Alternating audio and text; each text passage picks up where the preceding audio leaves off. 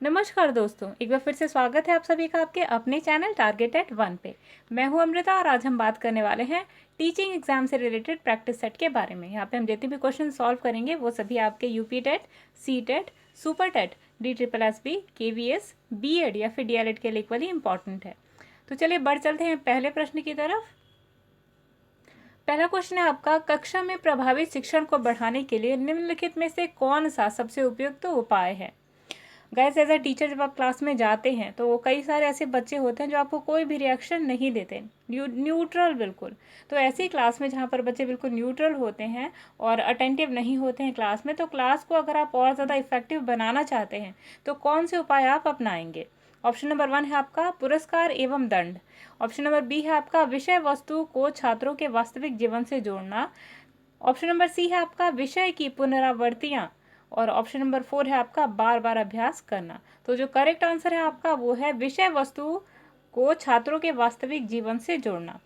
Guys, जब भी बच्चे को हम कोई ऐसा कॉन्सेप्ट पढ़ाते हैं जैसे ए फॉर एप्पल, तो हम उसे कनेक्ट करवाते हैं ए को एप्पल से, जिसके थ्रू बच्चे ने एप्पल देखा है रियल लाइफ में और उससे वो कनेक्ट कर सकता है ए को और इजीली उसे याद भी हो सकता है। आपने देखा होगा छोटी क्लास के बच्चों को जब भी बी फॉर बॉल पढ़ाया जाता है, उसे बी फॉर बैक्टीरिया नहीं पढ़ाया जाता क्योंकि वो उसने उसे देखा नहीं होता। तो B for ball, A for apple, ये सब चीज़ें इसलिए बताई जाती हैं ताकि बच्चा जो है विषय वस्तु को अपने जो वास्तविक जीवन से जोड़ सके। तो जो करेक्ट आंसर है आपका वो है विषय वस्तु और छात्रों के वास्तविक जीवन से जोड़ना। अच्छा, पुरस्कार एवं दंड क्यों नहीं सही है गाइस? क्योंकि हर वक्त आप बच्चे को पुरस्कार और दंड नहीं दे सकते। कई बार ऐसी चीज़ें होती हैं जहाँ पर ना पुरस्कार की कंडीशन होती है ना ही दंड की कंडीशन होती है। In that case what a teacher should do. तो इस कंडीशन में जो है ऑप्शन नंबर बी आपका सही हो जाता है। विषय की पुनरावृत्तियाँ, तो हर चीज़ का पुनरावृत्ति अगर आप करते हैं तो आपके पास एक लिमिटेड टाइम होता है एक लिमिटेड सिलेबस को पढ़ाने के लिए। तो आप हर चीज़ को अगर रिपीट करवाते हैं तो ये आपका टाइम वहाँ पे लैप्स होता है। तो ये चीज़ें हैं जो आपको ध्यान में रखनी है। बार बार अभ्यास करना तो बच्चे को घर पे अभ्यास करने के लिए दिया जा सकता है, पर क्लासरूम में जब आप टीचिंग कर रहे हैं तो वहाँ पर अभ्यास करने के लिए आपके पास इतना टाइम नहीं रहता। चलिए अगले प्रश्न पे आते हैं। अगला प्रश्न है आपका, शिक्षार्थियों की तत्परता और अधिगम की इच्छा शक्ति को और किस रूप में जाना जाता है। ऑप्शन नंबर 1 है आपका शिक्षार्थियों की सीखने की क्षमता। ऑप्शन नंबर बी है आपका तत्परता की परिपक्वता। ऑप्शन नंबर 3 है आपका परिपक्वता एवं अधिगम और ऑप्शन नंबर 4 है इनमें से कोई नहीं। तो जो करेक्ट आंसर है आपका वो है तत्परता की परिपक्वता। तो गाइज, हमने यहाँ पे करेक्ट आंसर क्यों चूज किया? क्योंकि क्वेश्चन आपसे पूछ रहा है कि बच्चे के अंदर जो परिपक्वता है, यानी बच्चे के अंदर जो तत्परता है, जो तत्परता का नियम जो हमने थॉर्नडाइक में पढ़ा था, थॉर्नडाइक की थ्योरी में, तो शिक्षार्थी की तत्परता एवं अधिगम की इच्छा शक्ति, यानी बच्चे कितनी स्ट्रॉन्ग विल पावर के साथ तत्पर है लर्निंग के लिए। तो ये आप कैसे पता करेंगे बच्चे के अंदर? तो तत्परता की परिपक्वता यानी कि बच्चा कितना ज़्यादा तत्पर है, उस चीज़ की भी मैच्योरिटी उसके अंदर होनी चाहिए कि बच्चा किस चीज़ को लेके तत्पर है। बच्चा अगर क्लासरूम में है, अटेंटिव है, तो ये यूज़फुल है। अगर क्लासरूम के बाहर अटेंटिव है, एंटी सोशल तो नहीं कहा जा सकता, पर बच्चा क्लासरूम यानी जो अकेडमिक्स है इस एरिया को छोड़ के, यानी अकेडमिक और अन अकेडमिक एरिया को छोड़कर अगर किसी ऐसी एक्टिविटी में इंडल्ज है जहाँ पे उसे पनिश किया जा रहा है या किया जा सकता है, तो ये जो कंडीशन होती है बच्चे के लिए बहुत ही ज़्यादा फैटल होती है। इसलिए बच्चे के अंदर मैच्योरिटी होनी चाहिए कि किस चीज़ के लिए वो कितना तत्पर है। अच्छा, शिक्षार्थी की सीखने की जो क्षमता है इसके अकॉर्डिंग अगर बच्चा कितना ज़्यादा सीख रहा है, उसकी क्षमता, इस पे आप तत्परता को नहीं जान सकते। हो सकता है बच्चा बहुत ज़्यादा उसकी क्षमता हो पर वो क्लासरूम में ना तत्परता दिखा पा रहा हो, तो ये चीज़ें भी होती हैं। सी ऑप्शन आपका इसलिए गलत है क्योंकि परिपक्वता एवं अधिगम की बात करी जा रही है गाइस, तो परिपक्वता यहाँ पे तत्परता बिल्कुल भी मेंशन नहीं है, इसलिए वैसे ये गलत हो जाता है और ऑप्शन नंबर डी गलत। नेक्स्ट क्वेश्चन पे आते हैं। अगला प्रश्न है आपका, निम्नलिखित में से कौन सा सक्रिय अधिगम से संबंधित नहीं है। आपको बताना है कि ऐसा कौन सा प्रश्न है जो आपका एक्टिव लर्निंग से रिलेटेड नहीं है। जब आप क्लास में पढ़ाने जाते हैं एज अ टीचर, तो वहाँ पर जो एक्टिव लर्निंग क्लासरूम में होती है ये आपको कैसे पता चलता है और कौन सा ऐसा टाइप है, ठीक है, जिसके थ्रू आप कनेक्ट कर सकते हैं। पहला ऑप्शन है आपका सहयोगात्मक अधिगम, बी है आपका समस्या आधारित अधिगम, सी है आपका सहकारी अधिगम और डी है आपका प्रदर्शनात्मक अधिगम। तो जो करेक्ट आंसर है आपका वो है प्रदर्शनात्मक अधिगम। गाइस प्रदर्शनात्मक अधिगम तब इस्तेमाल होता है जब आप पूरे तरीके से मैच्योर्ड हो चुके हैं, हर चीज़ आपने सीखी होती है और अब तैयार होते हैं उस चीज़ को एज इट इज़ प्रेजेंट करने के लिए। तो ये जो प्रेजेंट करने वाली जो स्किल है आपकी, दैट इज़ यूज्ड हियर, जो आपका लास्ट वाला है ऑप्शन प्रदर्शनात्मक अधिगम में। जबकि अगर सहयोगात्मक अधिगम की बात करी जाए तो सहयोगात्मक में भी और समस्या आधारित अधिगम और सहकारी अधिगम तीनों में सक्रिय अधिगम जो है वो यहाँ पर अप्लाइड होता है। सहयोगात्मक अधिगम हमने पढ़ा था जब हम इंग्लिश पेडागोजी के क्वेश्चन सॉल्व कर रहे थे, तो कोऑपरेटिव लर्निंग। तो कोऑपरेटिव लर्निंग मीन्स टीचर भी वहाँ पे इंडल्ज है, बच्चा भी इंडल्ज है, तो इस टाइप की जो लर्निंग होती है वो कोऑपरेटिव लर्निंग कहलाती है। समस्या आधारित, दैट मीन्स कि एक प्रॉब्लम दे दी जाती है, whether it is of maths और साइंस, कोई भी ऐसी प्रॉब्लम है या हिंदी की दे दी जाती है जहाँ पर बच्चे के सामने एक लक्ष्य होता है कि इस प्रॉब्लम को हमें इस तरीके से सॉल्व करना है, तो यह आपका समस्या आधारित अधिगम। सहकारी अधिगम क्या होता है? जो क्लास में जब एक टीचर बच्चों के साथ में, टीचर वहाँ पे इंडल्ज नहीं होता, बच्चे एक दूसरे के साथ में इंडल्ज होते हैं। ये बहुत बड़ा डिफरेंस होना चाहिए जो आपको पता होना चाहिए।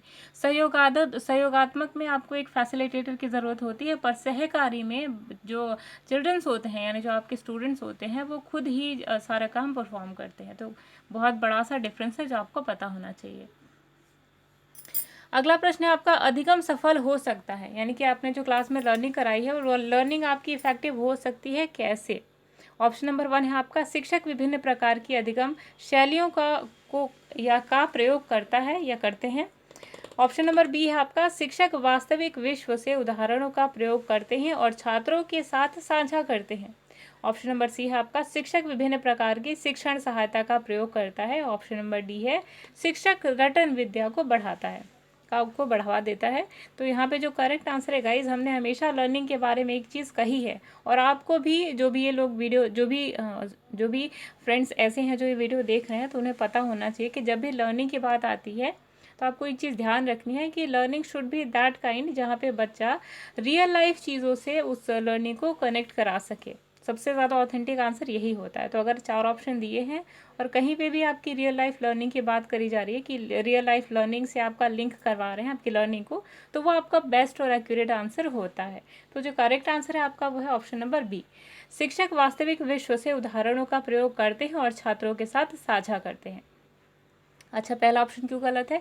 शिक्षक विभिन्न प्रकार की अधिगम शैलियों का प्रयोग करते हैं। तो गाइस, अधिगम शैलियाँ अगर आपने बच्चे को पढ़ा दिया बी फॉर बैक्टीरिया, ठीक है, तो बच्चे को तो ये पता नहीं बैक्टीरिया क्या होता है, ना ही उसने कभी देखा है, तो यहाँ पे उसने रियल लाइफ चीज़ों से लिंक नहीं करा, तो हो सकता है बी फॉर बैक्टीरिया बाद में चल के भूल जाए। लेकिन हाँ, अगर बच्चे को बी फॉर बॉल पढ़ाया गया, ए फॉर एप्पल पढ़ाया गया, तो बच्चा यहाँ पे लिंक कर सकता है कि हाँ ये वही चीज़ है जो मैंने देखी थी। ऑप्शन नंबर सी क्यों गलत है? शिक्षक विभिन्न प्रकार की शिक्षण सहायता का प्रयोग करेगा, यानी कि टीएलएम यानी कि टीचिंग लर्निंग मॉडल का यूज़ करके जो है इफेक्टिव बनाया जा सकता है। तो गाइज, हर चीज़ का टीचिंग लर्निंग मॉडल अवेलेबल नहीं होता, कुछ ऐसी चीज़ होती हैं जो आप एक्सप्रेस नहीं कर सकते, जैसे ईश्वर। तो उन सब चीज़ों के लिए आप बहुत ज़्यादा चार्ट यूज़ कर सकते हैं या फिर ग्राफिक्स का यूज़ कर सकते हैं। हालांकि कुछ चीज़ें जो बच्चे अपनी डे टू डे लाइफ में देखते हैं उन्हें ज़्यादा इजीली अंडरस्टैंड कर सकते हैं। लास्ट है रटंत विद्या। तो ये जो आपके रटंत या रटन विद्या है, ये कभी भी ज़्यादा रटन विद्या जिसे हम रोट लर्निंग कहते हैं, तो ये ज़्यादा सक्सेसफुल नहीं होती, क्योंकि बच्चा जिस चीज़ को समझता नहीं है उसे याद कर लेता है, तो आगे चल के उसे भूल भी जाता है। अगला क्वेश्चन है, निम्नलिखित में से कौन सा कथन अधिगम के बारे में सही नहीं है? तो ऑप्शन नंबर 1 है आपका, यह एक सार्वभौमिक प्रक्रिया है। ऑप्शन नंबर 2 है आपका, विस्मरण अधिगम नहीं है। ऑप्शन नंबर सी है आपका, यह अनुभवों का संग्रह है। और ऑप्शन नंबर डी है आपका, यह सकारात्मक या नकारात्मक हो सकता है। तो जो करेक्ट आंसर है आपका, जो कि लर्निंग से रिलेटेड नहीं है, वो है विस्मरण अधिगम नहीं है। यानी कि विस्मरण मीन्स क्या होता है? मेमोरी से निकल जाना चीज़ों का। आपने बच्चे को दिया याद करने के लिए ABCD, ठीक है, A for apple, B for ball, C for cat, D for dog, ठीक। अगर क्लास में बच्चा क्लास में से बच्चा या स्कूल में से जब घर जाता है, रिवाइज नहीं करता 2-3 दिन, फिर आपने उसको कुछ और पढ़ा दिया, इन दैट केस बच्चा भूल जाता है, यानी वो विस्मरण की कंडीशन आ जाती है। तो लर्निंग का और विस्मरण का जो है, जो एक काफ़ी बड़ा सा कनेक्शन है, इसलिए जो कनेक्शन यहाँ पे बिल्कुल भी अलग कर दिया गया यहाँ पे विस्मरण को लर्निंग से, जबकि दोनों एक ही साथ जुड़े हुए हैं। जो चीज़ आपने पढ़ी है उसे आप भूल भी सकते हैं, इसलिए विस्मरण अधिगम नहीं है। ये चीज़ को आपको ये चीज़ जो आंसर है आपका, वही करेक्ट आंसर है यहाँ पे। जबकि यह एक सार्वभौमिक प्रक्रिया है। तो गाइस सार्वभौमिक इसलिए है क्योंकि आप लर्निंग कहीं से भी कोई एग्जाम्पल ले सकते हैं, कहीं से भी लर्निंग कर सकते हैं, किसी भी कोने में बैठकर कोई भी टॉपिक उठा सकते हैं, इसलिए एक सार्वभौमिक प्रक्रिया है। यह अनुभवों पर संग्रह है, अनुभवों का संग्रह है। तो यस गाइस बिल्कुल ही करेक्ट है। आपने कोई भी चीज़ पढ़ा होगा, चाहे 1 साल का बच्चा LKG का UKG का पढ़ता है या एक ऐसा स्टूडेंट जो PhD करता है, तो सभी में यही है कि उन्हीं चीज़ों को जो अपने अनुभव में वो चीज़ें सीखता है उन्हीं को ज़्यादा इजीली ग्रास्प करता है। तो ये भी अनुभवों का संग्रह है, अधिगम। लास्ट सकारात्मक या नकारात्मक, तो हमने पढ़ा था जब हम रीइंफोर्समेंट पढ़ रहे थे तो हमने लर्निंग भी पढ़ी थी, सकारात्मक और नकारात्मक अधिगम। सकारात्मक लर्निंग मीन्स होती है जो चीज़ें आपके लिए फ्रूटफुल होती हैं, और नकारात्मक जो आप नहीं सीखना चाहते लेकिन आपके बिहेवियर में आ जाती हैं, तो वो होता है आपका सकारात्मक और नकारात्मक अधिगम। अगले प्रश्न पे आते हैं। अगला प्रश्न है आपका, प्राथमिक स्तर पर बच्चों को प्रवृत्त होना चाहिए, यानी कि बच्चा जब बच्चा फर्स्ट क्लास में है तो उसकी प्रवृत्ति में, या 1 to 5 है क्लास में, तो उसकी बिहेवियर में क्या होना चाहिए बच्चे की प्रवृत्ति में। ऑप्शन नंबर 1 है परिचित अनुभवों के माध्यम से विज्ञान के सिद्धांतों को सीखना। ऑप्शन नंबर बी है आपका एक समग्र अनुशासन के रूप में विज्ञान को सीखना। और ऑप्शन नंबर सी है आपका दुनिया भर की आनंदपूर्ण खोज और उसके साथ सामंजस्य बैठाना। और ऑप्शन नंबर डी है आपका उपरोक्त में से कोई नहीं। तो जो करेक्ट आंसर है गाइज आपका वो है, अच्छा आंसर बताने से पहले आप खुद इस चीज़ को सोचिए कि जब एक बच्चा 1 to 5 क्लास में है, उसके पास अभी हाइपोथेसिस बनाने की एबिलिटी नहीं है, बच्चा साइंटिफिकली सोच तो सकता है लेकिन उतने ब्रॉड वे में सोच नहीं सकता। तो ये जो है 1 to 5 ये इंजॉइंग की क्लास है। बच्चा यहाँ पे कोई भी हाइपोथेसिस नहीं बनाता, बच्चा यहाँ पे कोई भी रीजनिंग के क्वेश्चन नहीं लगाता। यहाँ पे बच्चा 1 to 5 भी लर्निंग करता है और आनंदपूर्ण जो है लर्निंग करता है। ठीक है, चीज़ों को खोजता है कि हाँ मेरे टीचर ने ये बताया था, घर पे जाके रिवाइज करता है, उसको लिखता है। ठीक, तो 1 to 5 की जो एज होती है ना, वो काफ़ी ज़्यादा इंजॉइंग लर्निंग होती है। वहाँ पे बच्चा इंजॉय कर करके खेल खेल के चीज़ों को सीखता है, गा गा करके। तो यहाँ पे परिचित अनुभवों के माध्यम से विज्ञान के सिद्धांतों को सीखना था। तो यहाँ पे विज्ञान के सिद्धांतों को सीखना नहीं है ना, उसके अनुभवों द्वारा, बच्चों के अनुभव द्वारा। जैसे बच्चे ने एप्पल देखा है, रेड कलर का होता है, तो बच्चा यहाँ पे लिंक ज़रूर कर सकता है अनुभव के द्वारा, लेकिन सिद्धांतों को सीख नहीं सकता। नेक्स्ट है एक समग्र अनुशासन के रूप में विज्ञान सीखना। तो ये आपका जो है समग्र अनुशासन के रूप में ये बड़ी क्लास के ऊपर अप्लाई होता है, यानी 6 to 8 के ऊपर अप्लाई ये हो सकता है, लेकिन प्राइमरी के लेवल पे ये चीज़ें थोड़ी मुश्किल है। लेकिन हाँ, दुनिया भर की आनंदपूर्ण खोज और उसके साथ सामंजस्य बैठाता है, तो यही बच्चे के लिए प्राइमरी क्लास के लिए एक्यूरेट आंसर है। ठीक, अगर यही क्वेश्चन आपका 6 to 8 के बारे में पूछा जाता तो जो करेक्ट आंसर होता वो होता है बी। अगले क्वेश्चन पे आते हैं। अगला क्वेश्चन है आपका, किस स्तर पर बच्चों को स्वयं के संवेग चक्र के बारे में पता होता है, यानी जैसे क्रोध महसूस करने के बारे में अपराध बोध महसूस होता है और व्यवहार सहयोग प्रदान करते हैं। तो आपको ध्यान देना है ये चीज़ कि क्वेश्चन क्या पूछ रहा है। ठीक, आपने पढ़ा होगा कॉग्निटिव जो लर्निंग है, यानी कॉग्निटिव जो थ्योरी है पियाजे की। तो पियाजे ने क्या अपनी थ्योरी में बताया था कि बच्चा जब सेंसरी मोटर की कंडीशन, सेंसरी मोटर स्टेज में होता है, तो उसके अंदर भी महसूस करने के लिए सिर्फ इतना होता है कि उसको खुशी महसूस होती है उसके टमी के फिल हो जाने से, यानी पेट भर जाने से, और बच्चे को दुख महसूस होता है जब वो उसे भूख लगती है। अदरवाइज सारी चीज़ें, यानी कि टॉयलेट जो होती है वगैरह, वो सब अपने आप को उसकी हो जाती है, उसे किसी चीज़ को लर्निंग उसे सिखाने की ज़रूरत नहीं होती। लेकिन हाँ, जब बच्चा थोड़ा बड़ा होता है, जब बच्चा फॉर्मल ऑपरेशन में या कॉन्क्रीट ऑपरेशनल में जाता है, तो वहाँ पे वो समझने लगता है, क्योंकि उसके बच्चे के अंदर मोरालिटी डेवलप हो जाती है। तो ये जो आपका क्वेश्चन है इनडायरेक्टली आपका कोलबर्ग की थ्योरी से कनेक्टेड है। तो वहाँ पर आपको पता लगाना है, आपको क्वेश्चन पूछ रहा है आपसे कि बच्चे के अंदर ऐसी फीलिंग कब आ जाती है कि जब बच्चा क्रोध करता है तो उसे महसूस होता है कि उसने गलती करी है। तो बच्चे के अंदर ये फीलिंग कब आती है, तो ये है गाइस 13 वर्ष के ऊपर की जो अवस्था है। यहाँ पर बच्चा समझ जाता है कि मैंने जो किया है, यानी जो मैंने क्रोध किया है वो मेरी गलती है, यानी कि मैंने गलती करी है गुस्सा करके। ठीक है, तो ये होता है बच्चा तब इसे समझता है जब बच्चा 13 साल के ऊपर का हो जाता है। हालांकि कुछ बच्चों में ये सब मैच्योरिटी जो है 11 साल पे भी देखने को मिलती है। अगले प्रश्न पे आते हैं।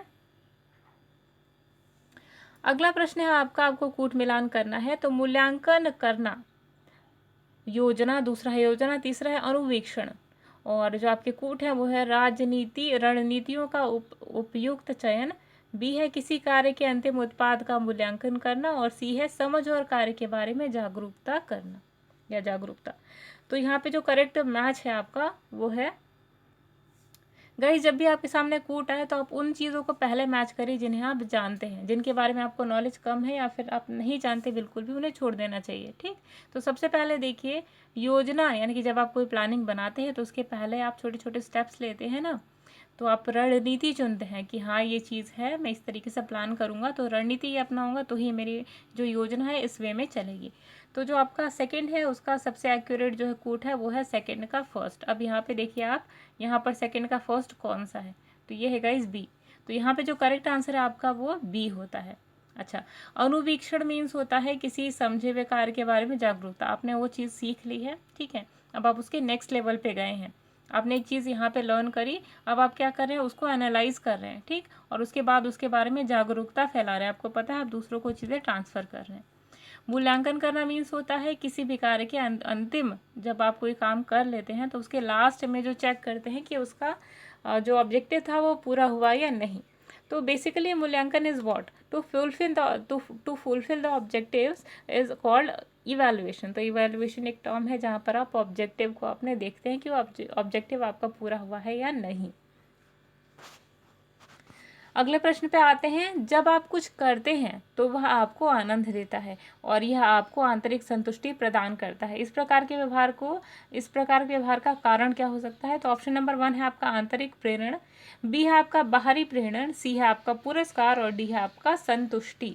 तो गाइस, जब भी आप कोई काम करते हैं तो अगर आपको अंदर से अच्छी फीलिंग आती है या फिर आप सेटिस्फाइड महसूस करते हैं, तो ये किस वजह से होता है गाइस? तो ये होता है आपका आंतरिक प्रेरण के कारण। ठीक है, जब आप फुलफिल्ड महसूस करते हैं किसी भी चीज़ के कारण, तो ये आपके इंटरनल मोटिवेशन के कारण होता है। आपने एक्सटर्नल मोटिवेशन भी पढ़ा होगा, जब हम डिस्कस कर रहे थे मोटिवेशन के बारे में, तो हमने इंटरनल और एक्सटर्नल मोटिवेशन के बारे में पढ़ा था। तो यहाँ पे थोड़ा सा रिकैप करते हैं। इंटरनल मोटिवेशन मीन्स होता है जो चीज़ आपको अंदर से एनकरेज करती है। जैसे आपको टेट एग्ज़ाम्स पास करने हैं, आपको सुपर टेट पास करना है, आपको टीचर बनना है, तो आपके पास है एक लक्ष्य कि हाँ मेरे पास सैलरी आएगी जब मैं टीचर बनूंगा, तो इसलिए आप अपनी खुशी से यूपी टेट और सी टेट पास करेंगे। लेकिन जब आपके पापा कहते हैं कि बेटा अगर तुमने एग्ज़ाम में A+ लेकर आया या फिर आपने अगर ये एग्ज़ाम क्रैक कर लिया तो मैं आपको एक नई बाइक ला के दूंगा, ठीक, तो ये जो है आपका इंटरनल मोटिवेशन नहीं है, आप सिर्फ बाइक के लिए ऐसा कर रहे हो, तो ये जो है आपका एक्सटर्नल मोटिवेशन कहलाता है। यानी जो चीज़ आपको आंतरिक अंदर से प्रेरित करे वो हुआ आपका आंतरिक प्रेरण, और बाहर यानी किसी मीडियम के थ्रू अगर आपको मोटिवेट किया जा रहा है तो यह आपका बाहरी प्रेरण। पुरस्कार आप आई होप आप सभी को पता ही होगा, प्राइज। और संतुष्टि मीन्स होता है सेटिस्फैक्शन, या आप कहते हैं ना कि मैं सेटिस्फाइड हूँ, तो अगर आप किसी चीज़ जो चीज़ आपको चाहिए होती है वो मिल जाती है तो आपको सेटिस्फैक्शन आ जाती है। अगला क्वेश्चन है आपका, एक कक्षा में एक शिक्षक चर्चा के साथ युग्मित संचार प्रणाली पर पाठ या चित्रों को एक समुच्चय का उपयोग करता है। इस दृष्टिकोण के माध्यम से वह कोशिश कर रहा है। यानी एक टीचर जब क्लास में किसी चीज़ को पढ़ाता है तो युग्मित संचार प्रणाली का वो यूज़ करता है और चित्रों के जो ग्रुप है या समूह है उसके थ्रू वो समझाने की कोशिश करता है। तो टीचर क्या करता है इसके सहारे? तो माइंड मैपिंग तैयार करता है, ऑप्शन नंबर 1, या ऑप्शन नंबर बी है आपका शिक्षार्थियों को संचार प्रणाली के विचार का निर्माण करने की अनुमति देता है, सी एक पाठ योजना तैयार करता है, या फिर ऑप्शन नंबर डी सही है। तो जो आपका करेक्ट आंसर है वो है आपका ऑप्शन नंबर डी, यानी कि माइंड मैपिंग तैयार करता है टीचर जब एक बच्चे को किसी हेल्प से TLM या फिर किसी मॉडल के या फिर चार्ट के थ्रू समझाता है, तो प्लस शिक्षार्थियों को संचार प्रणाली के विकास का निर्माण करने की अनुमति दी। यानी बच्चे माइंड में एक चीज़ जो ये संचार के साधन है उनके बारे में भी बच्चे थोड़ा सा अवेयर हो जाएं और खुद एक कॉन्सेप्ट डेवलप करें इन सब चीज़ों के बारे में। तो दो चीज़ें यहाँ पर आपकी हो रही हैं। बच्चे अगर आप प्रोजेक्टर के थ्रू पढ़ाते हैं तो बच्चे के माइंड में एक मैपिंग तैयार होती है कि हाँ ये जो कॉन्सेप्ट है हमारा इस तरीके से डेवलप हो रहा है, और बच्चा ज़्यादा मोटिवेटेड होकर पढ़ता भी है। और साथ ही साथ बच्चे को प्रोजेक्टर के बारे में पता चलता है कि हाँ एक ऐसी चीज़ है जिसके थ्रू एक पर्दे के ऊपर चित्र उकेरा, मतलब चित्र टाइप का TV टाइप का दिखता है और वहाँ से बच्चे पढ़ सकते हैं। ठीक है, तो यहाँ से दो फायदा हुआ। तो गाइज ये थे हमारे इंपॉर्टेंट क्वेश्चन की सीरीज़। आई होप आपको पसंद आए होंगे। अगर कोई भी ऐसी चीज़ है जो आपको पसंद नहीं आती या डाउटफुल लगती है तो प्लीज़ हमारे कमेंट बॉक्स में ज़रूर लिखें। अगर हमारा चैनल पसंद आता है तो प्लीज़ लाइक करें हमारे चैनल को और नोटिफिकेशन बेल दबाना बिल्कुल भी ना भूलें, जिसके द्वारा आप हमारी लेटेस्ट अपडेशन को देख सकते हैं। तब तक के लिए अमृता को दीजिए इजाज़त। Bye bye.